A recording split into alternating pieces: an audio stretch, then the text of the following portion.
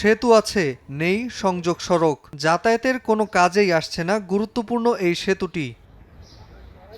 নোয়াখালীর সোনাইমুড়ি উপজেলার বদরা এলাকার সেতুটি ২০২৪ সালে নির্মাণ কাজ শেষ হয়। ব্যয় হয় ১,২০,০০,০০০ টাকা। তবে এখনও বেহাল অবস্থায় পড়ে আছে সংযোগ সড়ক। স্থানীয়দের অভিযোগ, দায়িত্বশীলদের অনিয়মের কারণে সেতুটি ব্যবহারের উপযোগী হয়নি।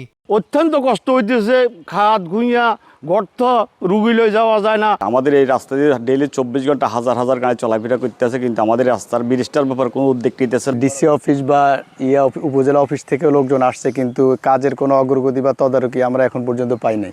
সড়ক বিভাগ জানায়, ভূমি অধিগ্রহণ সংক্রান্ত জটিলতার কারণেই আটকে যায় সংযোগ সড়কের কাজ। চলতি বছরের ডিসেম্বরের মধ্যেই সড়কের নির্মাণ কাজ শেষ হবে বলে আশ্বাস নির্বাহী প্রকৌশলীর। অধিগ্রহণ কার্যক্রম এখন সম্পন্ন হওয়ার পথে। এই অ্যাপ্রোচটার কানেকশনটা এখন দিলে তাহলে পরে কালভার্টের সুফলটা পুরোপুরি জনগণ ভোগ করতে পারবে।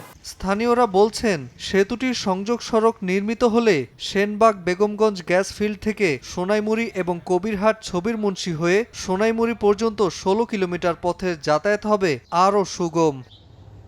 সময় সংবাদ, নোয়াখালী।